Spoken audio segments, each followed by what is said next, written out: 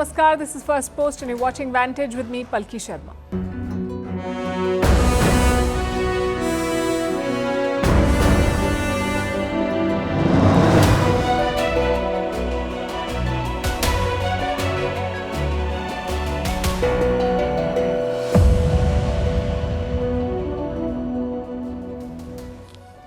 Yahya Sinwar, the Hamas chief, the man behind the October 7th attack, is dead. What happens now? Will Prime Minister Netanyahu end the war? His allies say he must, but the Israeli Prime Minister has other plans. We'll discuss. Also look at how Israel killed Sinwar, a dramatic and dogged manhunt that lasted for more than a year, with drone footage of his final moments. Plus a report on how this war and geopolitical uncertainty is driving gold prices to record highs. Is Justin Trudeau China's man in Canada? The opposition says Beijing helped him win the last two elections. There's ample proof of Chinese meddling in Canada. Of course, the Prime Minister doesn't like to talk about it, but we will tonight. Meanwhile, the Chinese economy is tanking. They've posted the slowest growth in 18 months. In Ukraine, Zelensky's new ultimatum: either give him NATO membership or he'll turn to nuclear weapons. In Australia, Britain's Charles has landed for his first visit as king. He's the king of Australia too. One wonders why, and he's getting the royal snub from his subjects. How Africa is losing the narrative war thanks to negative coverage, and it costs them billions of dollars every year. And some food for thought on a Friday evening, unless you want to actually try it. The latest bizarre food combinations. All this and more coming up. The headlines first. North Korea will send more troops to support Russia's war in Ukraine, claims South Korea's spy agency. Seoul says Pyongyang has already sent more than 1,000 special forces to Russia's Far East. NATO says they cannot yet confirm the claims made by South Korea.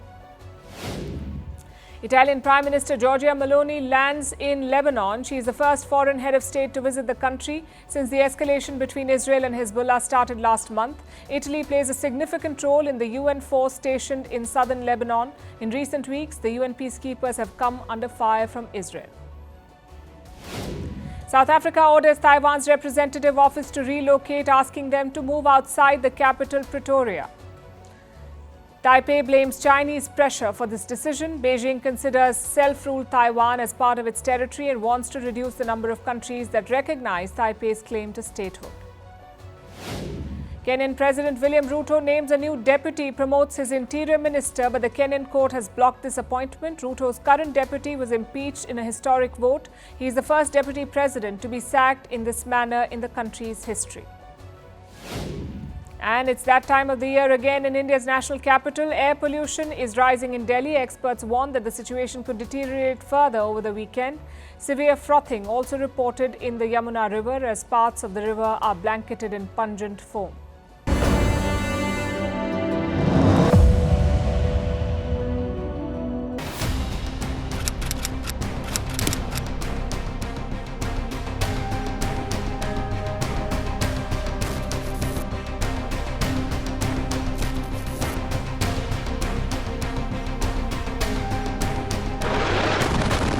While this is not the end of the war in Gaza, it's the beginning of the end.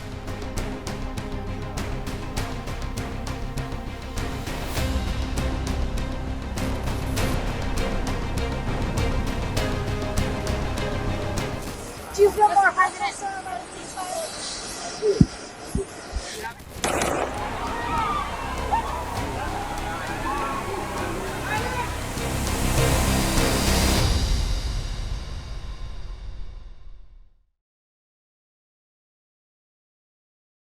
It's a big victory for Israel.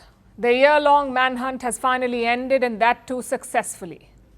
Because Yahya Sinwar has been killed, the chief of Hamas and the mastermind of October 7th. He had evaded Israel for months, pulled off many escapes, but finally Israel hunted him down. They've released a video of his final moments. Take a look at this first.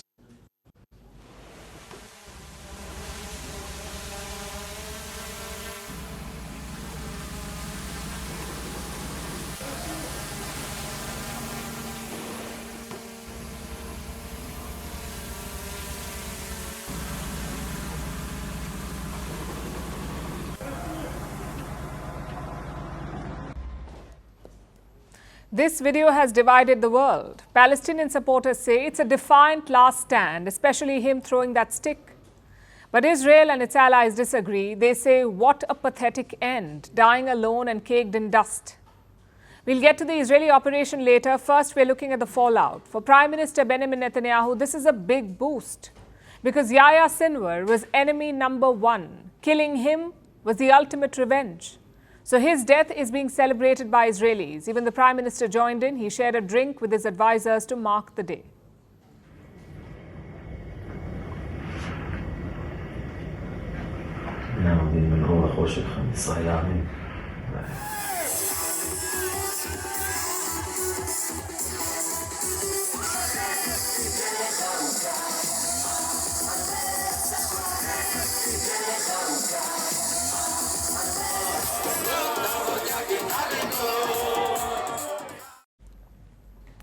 Such moments are rare in war. It tells you how important Yahya Sinwar was. Israel had already taken out multiple Hamas leaders, so Sinwar was among the last few left, in fact. His death leaves Hamas rudderless.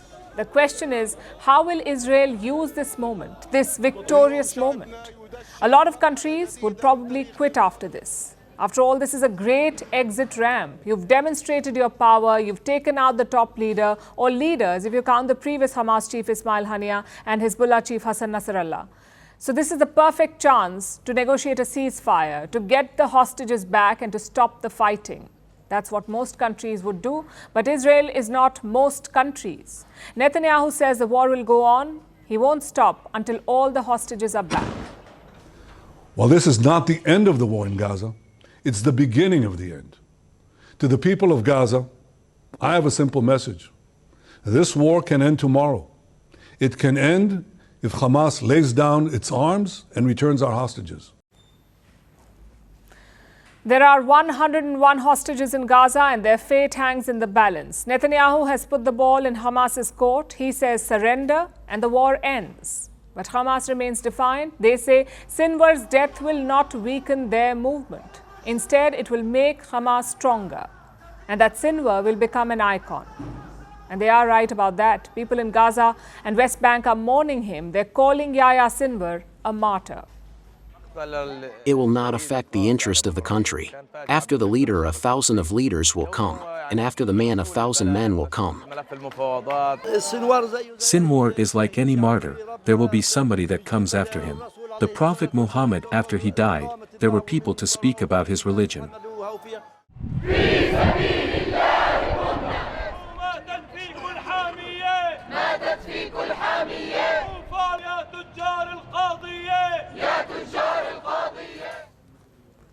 We've seen it during previous assassinations as well, whether it was Qasem Soleimani in 2019 or Ismail Haniyeh in June this year or Hassan Nasrallah in September this year. Their deaths did not de-escalate the conflict.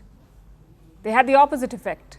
So strategically, this is a very tense period. Israel could use it to continue their assault.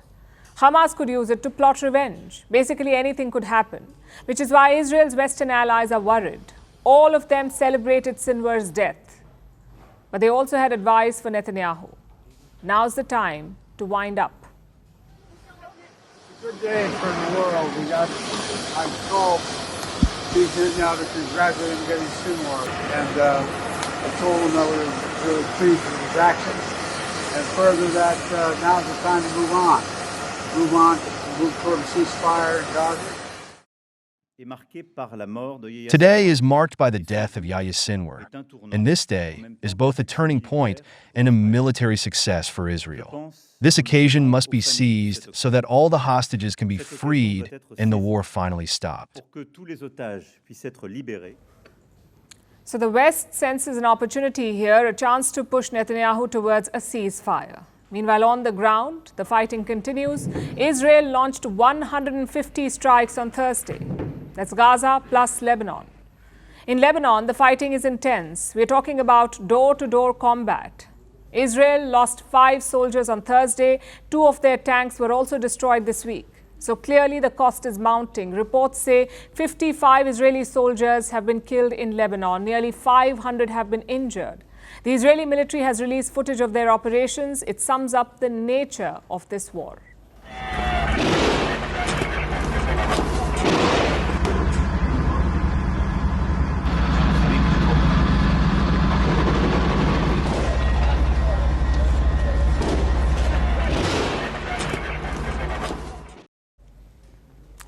Risky and close quarters. Netanyahu will have to be mindful of that. Families of the hostages are already unhappy with him. The last thing he needs is military casualties. And Hezbollah knows this. They have announced a new phase of fighting, apparently a more aggressive phase. It's not really clear what that means, but Hezbollah has hinted at using new kinds of weapons. Over in Gaza, it's the same story. Israel is sending more soldiers to northern Gaza, specifically to the Jabalia camp. Reports say Hamas fighters are regrouping there. So Israel is looking to crack down. It won't be easy though, because as long as Sinwar was alive, Netanyahu had a target, something with a face and location to hunt. But now that's gone.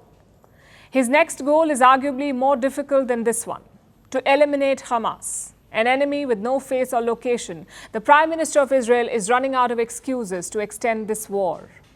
Let's see what his next move will be.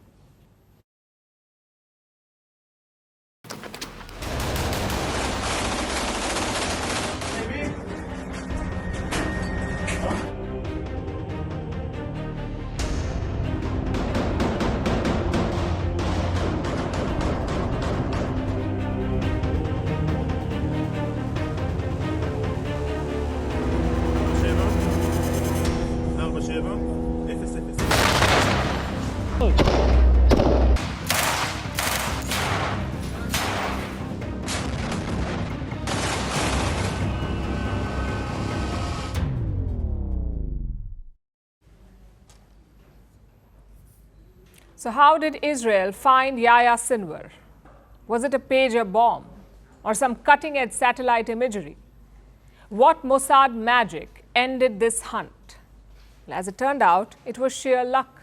Yahya Sinwar was killed in a chance encounter, not a targeted operation. Let me tell you how it unfolded. Israel has been tracking Sinwar since October last year. It's been a ruthless manhunt, one that has razed Gaza to the ground, also left 42,000 people dead. Yet they could not pinpoint Sinwar's location. All they knew was this, that Yahya Sinwar was somewhere in the southern city of Rafah. Now Rafah is pretty big. The total size is more than 64 square kilometers. It's also home to 1 million people. So finding Sinwar in Rafah was never going to be easy. Which brings us to Wednesday. This Wednesday, an Israeli team was patrolling a part of Rafah, an area called Tal al-Sultan. Suddenly, the team encountered 3 adversaries. Naturally, they engaged them. And during this gunfight, the 3 opponents split up. One of them ran into an abandoned building. That's when Israel switched to drones. You just saw that video. The drone found a man slumped in a chair. His head was covered and he was surrounded by debris. At that point, Israel did not know that this man was Yahya Sinwar. They thought it was a random Hamas fighter. Soon, Israeli tanks were called in. They fired rounds and razed the building, and that's how Yahya Sinwar was finally killed. Again, Israel did not know immediately. They thought the building or the body may have been strapped with bombs, so they left the site after the encounter. Then on Thursday morning, they returned to inspect the bodies. And that's when they spotted Sinwar. Of course, you can't go by looks alone. You must forensically confirm it.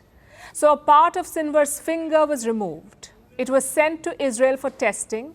And when the results came, it was confirmed Israel's #1 enemy was dead. Later that day, his body was taken to Israel. It's not clear what happened after that or what they did to the body, but a lot of interesting facts do stand out here. For starters, how did they confirm Yahya Sinwar's DNA? Well, Sinwar spent nearly 30 years in Israeli jails from the 1980s to 2011. During that time, he developed a brain tumor. He even had a surgery done in Israel. And because of this, they had a lot of his medical records, like his DNA and his dental reports. And that is how Israel identified Yahya Sinwar. They also found money on him, by the way. They found money on his body. Nearly 40,000 shekels, which is around 10,000 US dollars. He also had a vest and a pistol with him. But why was Sinwar out in the open? Why wasn't he in the tunnels? You can give Israel credit for that. They were hunting relentlessly in Rafah, so Sinwar was trying to flee, to move further north. The fact is that Sinwar probably stayed in that area, in the same underground area in the complex. We found his DNA a couple of 100 meters away from the tunnel where our 6 hostages were staying. He stayed in that area. Our forces closed the area for a long period of time, and I guess that he was on the run for a long period of time, moving from underground space to houses, and was trying to flee north to safer areas. What about the hostages? Sinwar was said to be surrounded by human shields. Where did they go? Well, he may have abandoned them to move quicker, or maybe he lost them in the chaos. Either way, no hostages were found with Sinwar. His security detail was also light, like we said, just 2 men and him. Perhaps he thought that a small team could move quicker. But frankly, his fate was sealed. Not yesterday, not last week, but on October 7, 2023, when he ordered his men to massacre Israeli civilians. We all know what happened next. An intense cat-and-mouse game in Gaza. Yahya Sinwar had been preparing years for this attack. He knew the Israelis pretty well. He even spoke fluent Hebrew.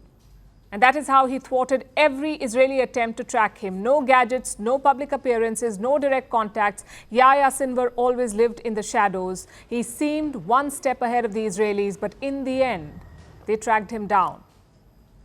You must admire Israel's ruthless dedication. But you must also question the cost.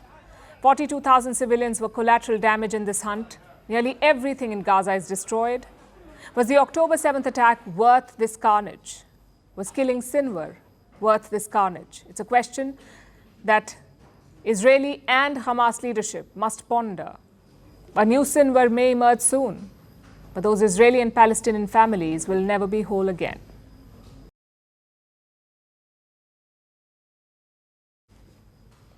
So Israel's war is entering a new phase. Sinwar's death has created ripples, especially in the international market for gold. Gold prices are breaking records everywhere. International gold prices have crossed $2,700. That's for 1 ounce of gold. 1 ounce is around 28 grams. So $2,700 for 1 ounce. It's a lifetime high. Here in India, gold prices are on fire. 10 grams of pure gold costs almost 80,000 Indian rupees. That's about $951 US for 10 grams. This is the most expensive gold has ever been. The question is why? Why are prices so high? What is driving this surge? Mostly it is fear. Investors around the world are afraid. They have 3 big fears, 3 big concerns right now. First, the conflicts in Ukraine and West Asia. Second, the state of major economies. They're showing signs of weakness. Their growth numbers have been tepid. And third, the US presidential election. It is playing on the minds of investors. It's a tight race between Donald Trump and Kamala Harris. The election could swing either way, and the result will have implications for the whole world. So 2 wars, slowing economies, and the US election. On all these fronts, there's unpredictability. The final outcomes are hard to gauge. The risks are high, so investors want some insurance. They want to build a safety net around their investments, and gold can provide them that safety net. It is a time-tested hedge, which is why whenever there's a crisis, gold prices skyrocket. It happened in 2007 when the US triggered a global financial meltdown. The gold markets had collapsed, but gold prices, global markets rather, had collapsed, but gold prices shot up. From 2007 to 2011, gold prices effectively doubled. And then it happened again in 2020 during the Wuhan virus pandemic. Gold prices hit new records and touched new highs. It seems like 2024 is seeing a repeat.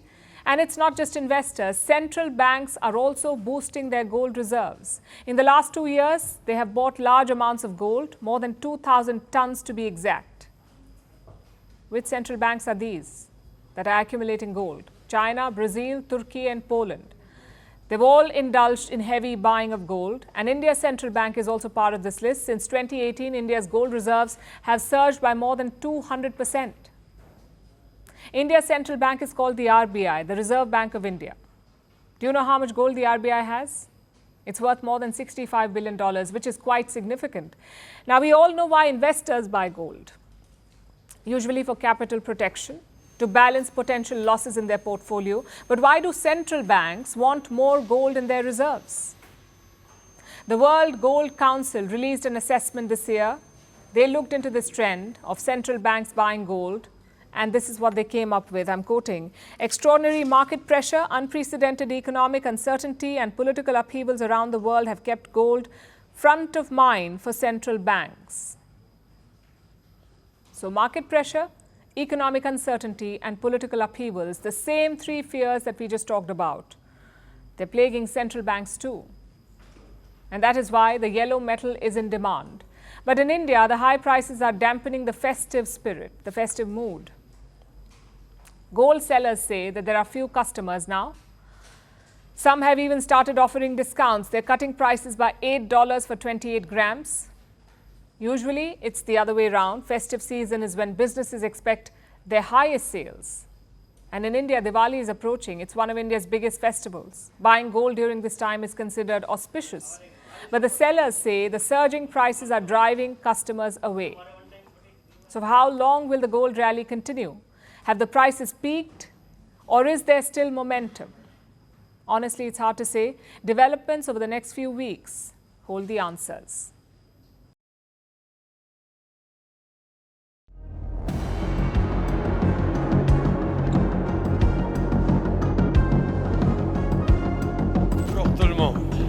Thank you all for being here. Knowingly recognize this individual was a terrible mistake. Will he take personal responsibility for this shame and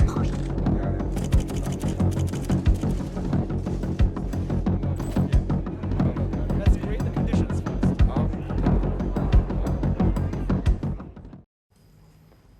Now let's talk about Justin Trudeau. This week, his feud with India dominated the headlines, but in the past 2 days, a new scandal has surfaced, or should we say resurfaced, and Trudeau himself is at the center of it. He's been Canada's Prime Minister since the year 2015. He's serving his third term in office, which is an impressive record for any politician. But did Justin Trudeau win these elections with China's help? Canada's main opposition leader believes that is the case. His name is Pierre Poilievre. He's the leader of the Conservative Party in Canada. He has made some serious charges. 2 days back, he wrote a letter. It is on your screen. Let me quote a part of it, the part where Poilievre talks about the last 2 elections in Canada, where China apparently had a role to play. And this is what he wrote. Justin Trudeau, and I'm quoting, Justin Trudeau is lying to distract from a liberal caucus revolt against his leadership and revelations he knowingly allowed Beijing to interfere and help him win 2 elections. So Poilievre says that China interfered in Canada's elections. Justin Trudeau looked the other way. In other words, Trudeau was complicit. That's the allegation from Pierre Poilievre, and it's not a new one. Leaders before Poilievre have made similar charges. It's a ghost from the past that keeps coming back to haunt Trudeau, but this time he's having trouble shaking it off. You see, Canada has been investigating this, the allegations of Chinese meddling. This investigation has been on for months. Unlike the case with India, where Trudeau launched a diplomatic war without proof, there is substantial proof of Chinese meddling in Canada. It was a wide-ranging operation. China tapped every available resource at its disposal. Chinese proxies in Canada, state entities, Chinese officials in Canada, the Chinese diaspora, even Chinese mouthpieces, all of them were mobilized for this mission. And Beijing had a clear goal: get friendly politicians elected to the Canadian Parliament, politicians who can push China's agenda, or at the very least, not stand in Beijing's way. And China had a clear preference here: Justin Trudeau and his Liberal Party. Beijing wanted them to win, so they tried to influence voters against the Conservatives. The Conservatives were viewed as anti-China, so they became targets of Chinese meddling. And this happened in the last 2 elections, in 2019 and then in the snap election in 2021. And don't take our word on this. This is what Canada's own intelligence agencies say, that there was Chinese meddling in the last 2 elections. In fact, I have some quotes from their assessment. It says, China clandestinely and deceptively interfered in Canadian elections. China is, and I'm quoting again, the most significant source of foreign interference in Canada, and Beijing acted in a sophisticated, pervasive and persistent manner. China targeted Canadian politicians at all levels. And how many voters did they manage to sway? On this front, the assessment by Canadian agencies is inconclusive, but the Conservatives hold a different view. They believe that Chinese meddling definitely hurt them, and it cost the party at least 9 seats. That's according to Erin O'Toole. He led the Conservative Party until 2022. He says China's meddling hurt his political career. Again, I have a quote from him. This is what he says. The small number of seats would not have impacted the minority government that Canada has right now, but the difference of 2, 3, 5 seats may have allowed me more of a moral justification to remain as leader. So Erin O'Toole lost his post. And even after all of this, Justin Trudeau's Liberals ended up with a minority in the Canadian Parliament, but somehow he is still the Prime Minister. Then last year, another shocking revelation came out. It centered around a man called Han Dong. He's a sitting parliamentarian in Canada, of course. Dong has been accused of interfering on China's behalf. In 2021, he met a Chinese diplomat. He tried to block the release of 2 Canadians from a Chinese jail. Dong has denied these allegations, but guess which party gave him a ticket to contest? Trudeau's Liberal Party. Last year, when the story broke, Dong left the Liberal Party, but he holds his seat in Parliament as an independent. Imagine that. Canada has a sitting member of Parliament accused of foreign interference still in Parliament, but all Trudeau cares about is India.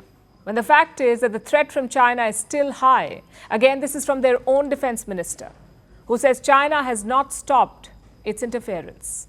I actually raised that concern of foreign interference and all the manifestations that it might take, including interference in our institutions, including our elections, but also actions of coercion against Chinese diaspora in Canada. They're our citizens. That was Trudeau's Defence Minister Bill Blair. He made that statement earlier this year. The meddling allegations date back to the year 2019. It's been 5 years. In all these years, Canada has witnessed 2 elections and multiple reports corroborating the Chinese meddling. What has Justin Trudeau done to address the threat? He keeps underplaying it. So is he complicit? Is he benefiting from Chinese meddling in Canada?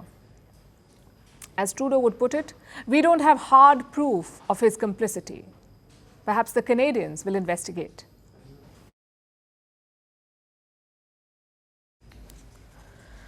So Trudeau has some difficult questions to answer. Meanwhile, China is struggling with its own challenges. Chinese economy has slipped into a deep slump. Beijing is trying to revive it. It has announced a series of measures in recent weeks, but nothing seems to be working. Fresh economic data came out today. From July to September, China grew by just 0.9%. I'll repeat that. July to September, Chinese growth 0.9%. This puts China's annual growth rate at just 3.6%. Looking at the quarters, the GDP grew by 5.3% year-on-year in the first quarter, 4.7% in the second quarter, and 4.6% in the third quarter. On a quarter-on-quarter basis, the GDP grew by 0.9% in the third quarter. China has reported its lowest growth rate in 18 months. It is far below their target. This year, China wanted to grow at the rate of 5%, but at this pace, they will most likely miss the target. This week, Morgan Stanley released an assessment. Morgan Stanley, as you would know, is an American bank. It says the Chinese economy is going through a deflationary spiral. Here's what it means. Imagine you work at a Chinese factory. This factory churns out goods for export. And this is like a dream job for you. Your salary is tied to the factory's output. The more the factory produces, the more that it exports, the higher your cut. So when the factory does well, you earn more money. Now, for decades, China has been the world's manufacturing hub. So your factory has obviously thrived. And by extension, you have earned massive amounts of money. But in recent years, business has been tough. The Wuhan virus shut down your factory for several months, and now with a global slowdown, your factory has started losing business. As a result, you have started losing your earnings. Plus, there's an overall slowdown in the Chinese economy. Now, typically, when growth falls, things become cheaper. Prices of goods go down when growth falls. But here, your earnings have also fallen, so you can't even afford the cheaper products. This is what experts call a deflation, when prices of goods reduce, but consumers still cannot buy them because their earnings have also taken a hit. The situation is called deflation, and Morgan Stanley is concerned about the deflation in China, particularly in the real estate sector, which makes up a big chunk of the Chinese economy. In this country, property prices are falling. At the same time, the burden of debt is rising. So you have big payments to make, big EMIs to pay, but the property you bought is losing value. This is proving to be a major challenge. In order to address it, Beijing has pumped money into the property sector. Fresh announcements were made this week. China is giving out over $500 billion for housing projects. And this is in the form of loans. By year-end, we will expand the scale of credit loans for the whitelist of housing projects to $562 billion. The coordination mechanism of urban real estate financing seeks to include all eligible housing projects in the whitelist. But it may not be enough because the problems with the Chinese money run much deeper. Mere tinkering or just band-aids won't do. What they need is surgery. Beijing needs to roll out structural reforms. That's the view of the IMF, the International Monetary Fund. It believes that China's growth will remain below 4% if it continues on the same path. I've been arguing that China is at the fork on the road.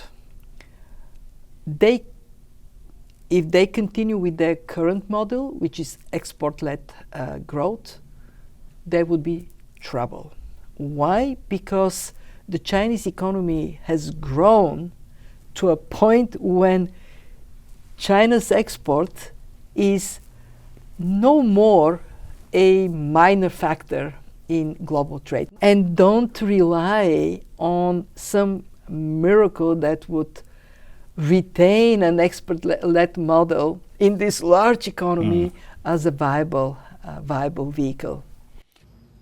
She said it. The stimulus measures are inadequate to bring its economy back on track. China needs to look beyond exports. And there is another risk on this front. Chinese products are increasingly facing Western scrutiny. First, it was the Chinese EVs, electric vehicles, which have been slapped with tariffs in the West. Now the US is coming after Chinese drone makers. It has sanctioned 2 Chinese companies. They apparently made drones for the Russian military. So the writing is on the wall. The future of Chinese exports looks bleak, riddled with tariffs and sanctions. The market for Chinese products is steadily shrinking.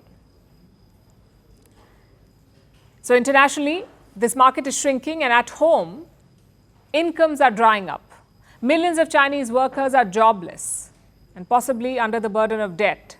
Stimulus packages alone won't fix all of this. Unfortunately for China, though, their leader is busy shooting the messengers and picking fights with the world.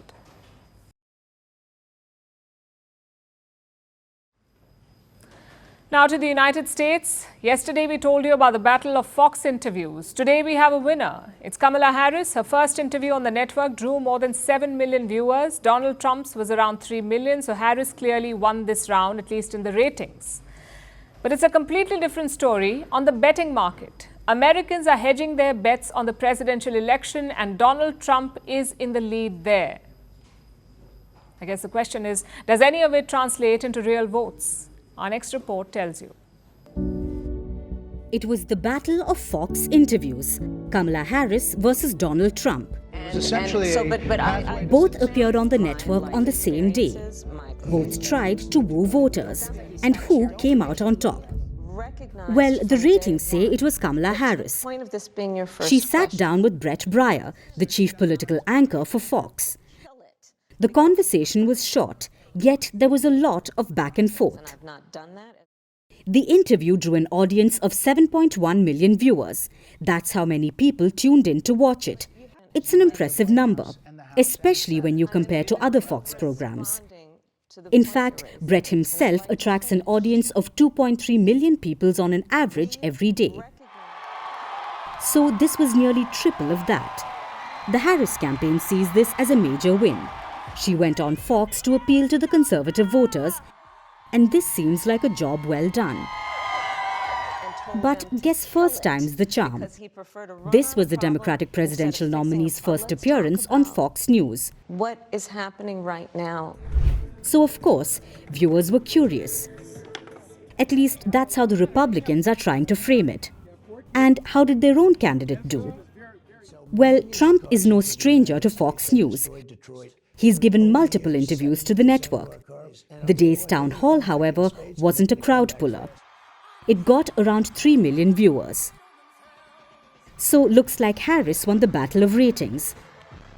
But when it comes to betting, Donald Trump seems to have the edge. And I like that. I like that. I like that. America is betting on the presidential elections, and they're spending big money on it, over $2 billion. There are 3 main platforms: Kalshi, Predictit, and Polymarket. On Polymarket, Trump has a 60% chance of winning. Kamala Harris is at 39%. On Kalshi, Trump is leading with 57% compared to Harris's 43%. Predictit too shows Trump in the lead. So the market sentiment is clear. Donald Trump is in the lead. And many believe these rating markets are a better indicator than opinion polls. That's because of 2 reasons. 1, it updates in real time. And 2, it involves a lot of money. Elon Musk also agrees. He has time and again highlighted how Trump is leading in the betting markets. But critics say betting markets like these are hardly accurate. In fact, they are quite volatile and easily manipulated by anything from a triumphant post to a random comment. National polls show both candidates neck and neck. According to an average of national polls, Kamala Harris is slightly ahead in the race with 48.5%, while Trump has 46.1%. Now, this is within the margin of error, which is 2 to 3%. And right now, campaigning is in the final stretch. Billionaires have also joined the political fight. As the race for the White House heats up, will we get a second Trump term? Or will Kamala Harris become America's first female president? We'll find out in less than a month.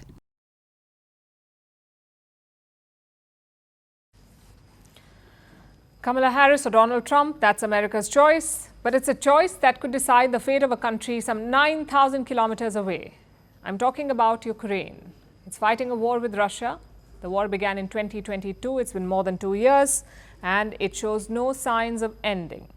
Russia continues with its strikes. Ukraine struggles to hold on to territory. The front lines remain unchanged, and all of this is making one man quite nervous.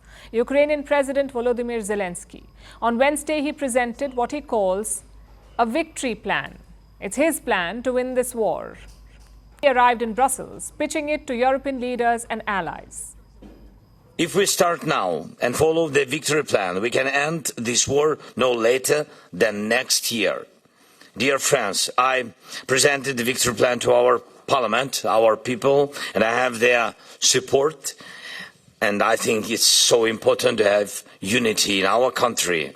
The goal of the plan is that it strengthens not only Ukraine, but also our entire community. You can call it wishful thinking, but Zelensky believes that he can end this war by 2025. How? By following this grand victory plan. It has 5 broad points. Number 1, invite Ukraine to join the NATO. Zelensky wants his country to become a part of the NATO military alliance ASAP. Number 2, Ukraine's defenses should be beefed up, which includes a lot of things, but Kiev really wants, what it really wants is the permission to hit Russia with Western weapons. Number 3, a non-nuclear strategic deterrent package. Ukraine wants it deployed on its soil. Zelensky believes it will keep Moscow away. Number 4, continuing the Kursk offensive. Ukraine thinks that this incursion was a big win. It wants to hold on to Kursk and use it as a bargaining chip. And finally, number 5, protection of Ukraine's natural resources. Kiev wants the US and the EU to do all of it. So those are the 5 broad points. There are 3 more which have been kept secret. Ukraine has shared them only with its partners. So with this grand plan in hand, Zelensky is on a mission. He wants the West to embrace it. First, he met the European leaders, then he headed to the NATO headquarters. Dear Volodymyr, It is great to have you here at NATO headquarters. I look forward to the day that Ukraine is here as a member of this alliance. And until then, we will continue to do all that we can to ensure Ukraine prevails. This is vital for our shared security. Some supportive words there from the new NATO chief, but words are all that Zelensky got. He wanted a NATO membership, he wanted a formal endorsement of his plan, he got neither. Obviously, that would make anyone feel snubbed, but it won't be the first for the Ukrainian president. So he promptly changed tack. He went from pitching a victory plan to issuing an ultimatum. What is the way out? Either Ukraine will have nuclear weapons, and then this is defense for us, or we should have some kind of an alliance. Today, we do not know any effective alliances other than NATO.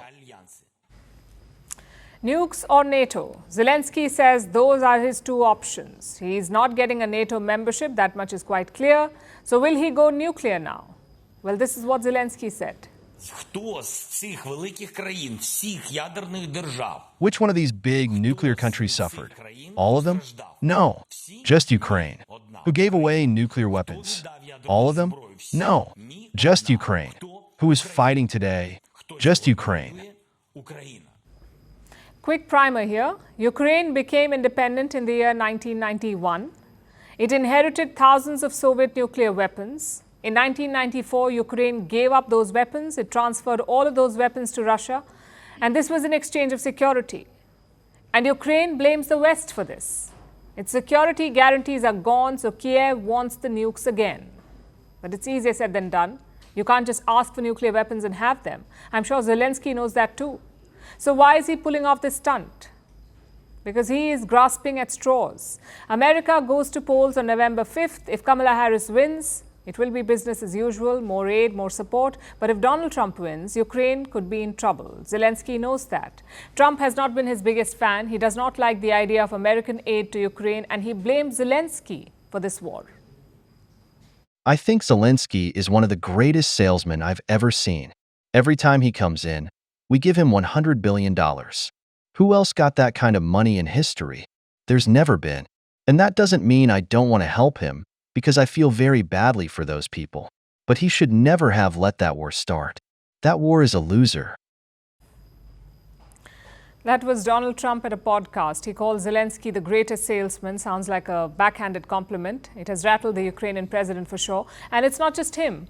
US President Joe Biden has barely 3 months left in the White House. And right now he's in Berlin for a swan song trip. A visit to assure allies and discuss the war in Ukraine. America and Germany are the two largest supporters of Ukraine in its fight for survival as a free and independent nation.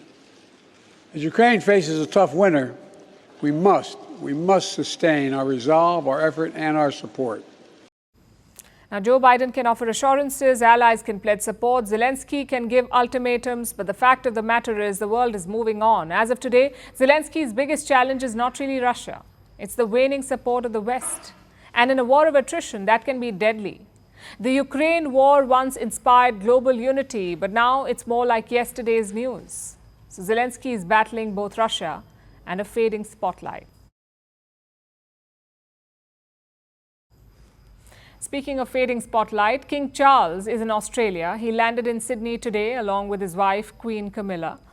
Charles has paused his cancer treatment for this 6-day visit, which comes at an interesting juncture when relations between Australia and the monarchy are fraught. Australia has 6 state governments. All their leaders have boycotted the visit of Charles. Prime Minister Anthony Albanese has repeatedly urged the ouster of the monarchy. Amid protests and little public interest, could Charles be the last monarch to visit Australia? Here's a report. All hail the King. At least in Australia, where an absentee head of state is finally paying a visit. We are talking about King Charles III. Today, he landed in a wet and windy Sydney, along with his wife, Queen Camilla. They were greeted by Anthony Albanese, the Prime Minister, and other dignitaries. The Sydney Opera House was illuminated with a montage of their images. This visit has been touted to be a historic one, As this is Charles' first trip to Australia, he has become the first reigning king of Australia to visit the country. His mother, Queen Elizabeth II, was the first reigning monarch to ever visit Australia. Trip marks Charles' first visit to one of the 15 realms where he remains the head of state, which includes Jamaica, Canada, and New Zealand. But it nearly didn't happen. In February, the Buckingham Palace announced that the king had cancer and all his public-facing duties were stopped. So a trip to Australia seemed nearly impossible. With a 24-hour-long flight, a huge time difference and days of royal engagements. But Charles has paused his cancer treatment to visit the land down under. And the tour has been curtailed with no evening engagements, no state dinners and no trips late in the day. A visit to New Zealand has been dropped from the itinerary. The Australia visit has been slimmed down to a 6-day affair where Charles and Camilla will attend a reception hosted by Albanese, visit the Royal Australian Navy and sit down with Indigenous representatives, among other engagements.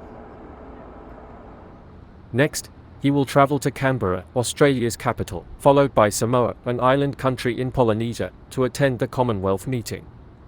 So Australia is like a long, brutal layover for Charles, which is inviting both little public interest and an opportunity for protests. All 6 Australian premiers or leaders of the state governments have boycotted Charles' visit, citing work commitments and cabinet meetings. Monarchists have called it insulting because the tour is a crucial opportunity for both Republicans and monarchists. This royal visit comes at a royally complex time for Australia. The momentum for an Australian republic has slowed down. Albanese has been vocal about the fact that he wants the country to become a republic. In 2022, they appointed a minister to oversee the possible transition, but later, the minister was given a different brief. Plus, if Australia wants to oust the monarchy, they will have to hold a referendum and it will cost about $200 million.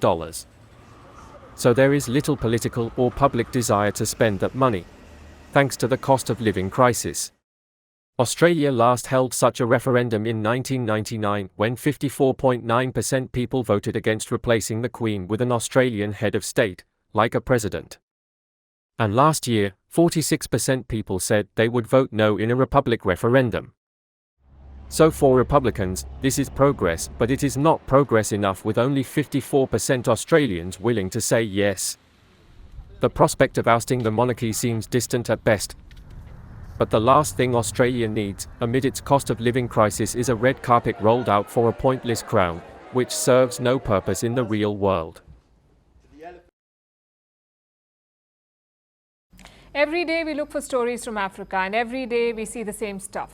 Corruption trials, attempted coups, terror attacks, and so on. It makes you wonder, does nothing good happen in Africa? Or is it always just bad news? Well, turns out it's not an Africa problem, it's a media problem. Just like anywhere in the world, Africa has good and bad news, but global media tends to focus on the bad. It's always poverty or security crises. And this stereotype has a financial cost, $4.2 billion. That's how much negative coverage is costing Africa. Let me explain how. This report was prepared by 2 agencies, a consultant group named Africa Practice and an advocacy group named Africa No Filter. Their methodology is quite interesting. First, they picked 4 African nations, Kenya, Nigeria, South Africa, and Egypt. Then they picked countries with similar social and economic conditions outside Africa. Malaysia is similar to Kenya and Nigeria. Denmark is similar to South Africa, according to them, and Thailand to Egypt. And finally, they compared election coverage in these countries. Guess what they found? In African polls, the coverage was mostly negative, things like violence and rigging. And elsewhere, just your normal stuff, things like top candidates and issues. Consider Kenya and Malaysia. 88% of articles about Kenya's election were negative. In Malaysia, it was just 48%. Do you see the bias? This bias can affect your finances, especially your loans. Most lenders are charging risk premiums in Africa, basically more interest than normal. They say Africa is a risky bet, our money may or may not be safe there, so we will charge you more.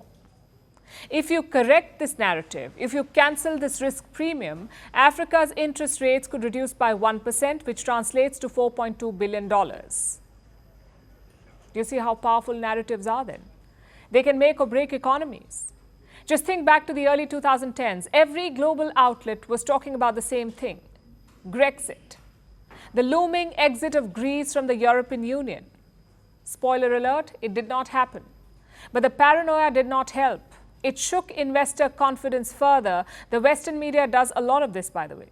They define countries in set terms. Mexico is always drug cartels and gang violence. Japan is advanced but meek. Russia is still dreaming about the Soviet Union. South Asia is poor brown people, and West Asia is rich brown people plus terrorism. It's not just the news media. Movies also spread such narratives. You may remember Slumdog Millionaire. It romanticized slums and poverty in India.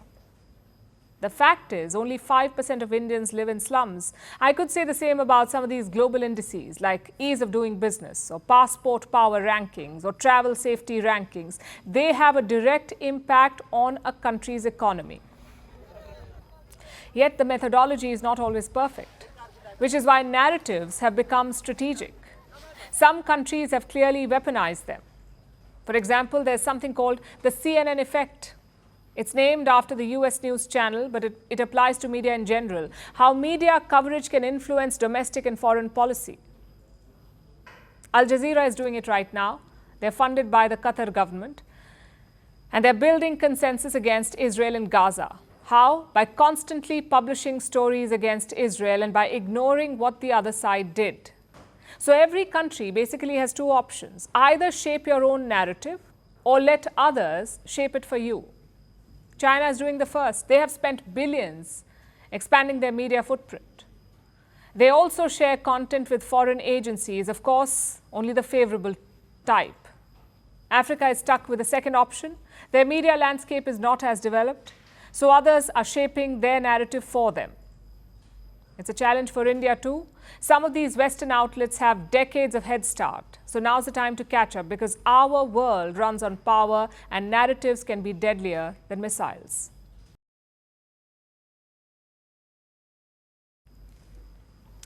Apparently, one sip is all it takes to either levitate with glee or cringe with disgust. There is no in between. In case you haven't guessed it yet, I'm talking about Grammy-winning singer Dua Lipa and her viral recipe that is splitting the internet. Diet Coke with jalapenos and pickle. But if there's a hall of fame of bizarre food combinations, it has a long list.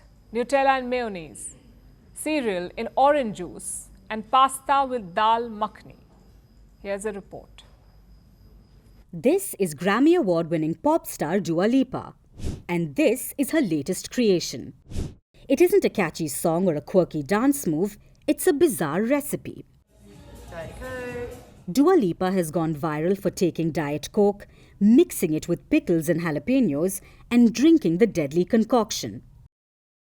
She shared this video on TikTok, the holy grail of all things strange. She received around 10 million views and mixed reactions. Agreement, curiosity, disgust, and blind faith. Now that's some radical optimism. But despite the roller coaster of comments on social media, people across the globe are trying the drink, including celebrity chef Gordon Ramsay. He made it, he tried one sip, and he clearly wasn't levitating. So Dua Lipa has split the internet. But time and again, people unite in their taste for weird food combinations. The latest one is mayonnaise and Nutella, a savory condiment paired with a sweet treat. Now, one may call this an assault on Italy's beloved hero, but alas.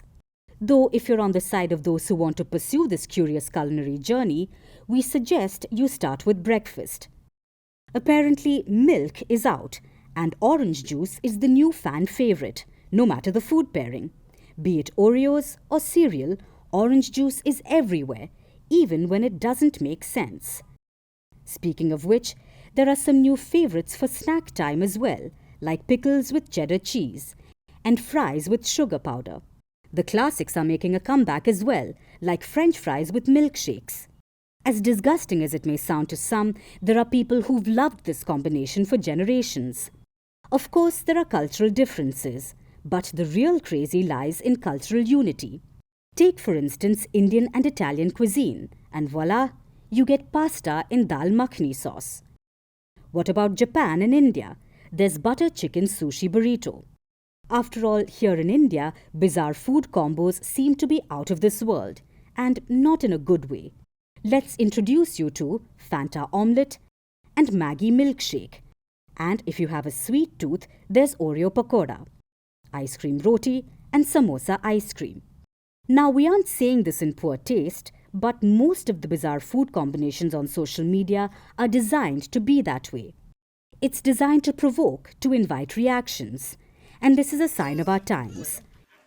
So, culinary chameleon or not, feel free to take a sip of pickle coke or cereal juice. At best, you'll like it. At worst, you'll have a story to tell.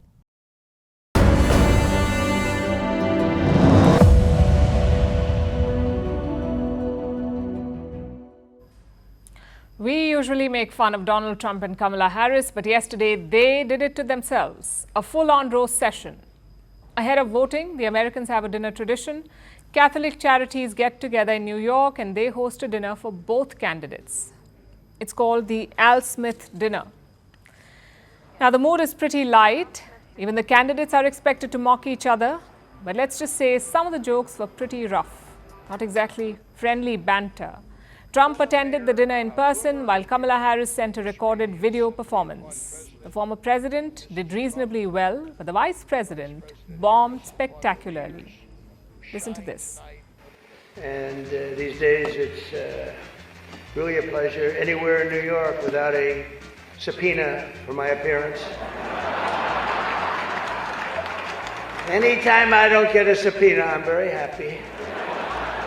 Tradition holds that I'm supposed to tell a few self-deprecating jokes this evening. So here it goes.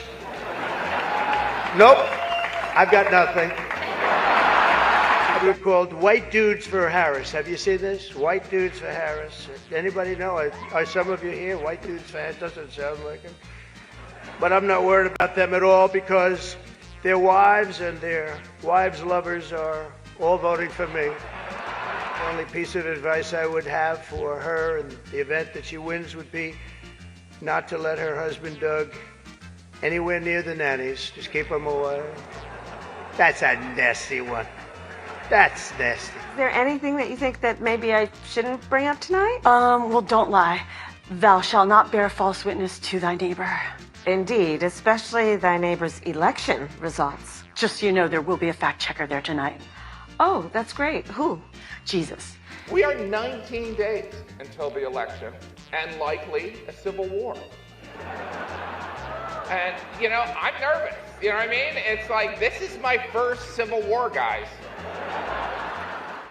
And now it's time for Vantage Shots, images that tell the story. Italy's auto workers marched through the streets of Rome demanding more work.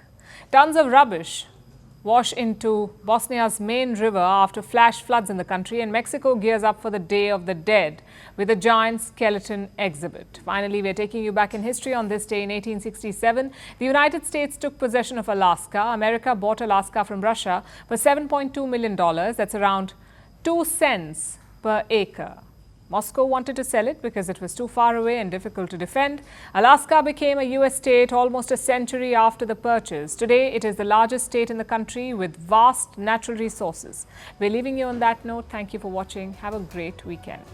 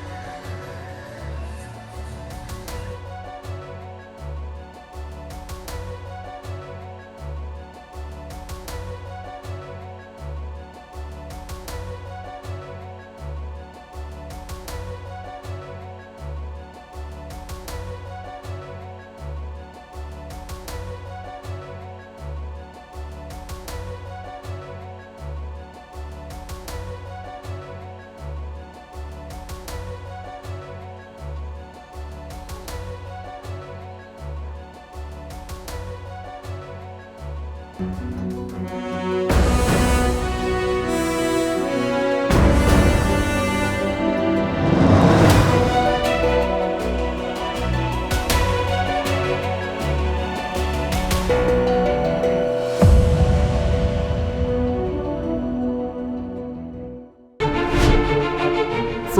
decodes the U.S. election. Explains how America chooses its president. Your primer on the race to the White House. Everything you need to know about how America votes and its global implications. U.S. Election Explained. Every Monday and Thursday only on Firstpost.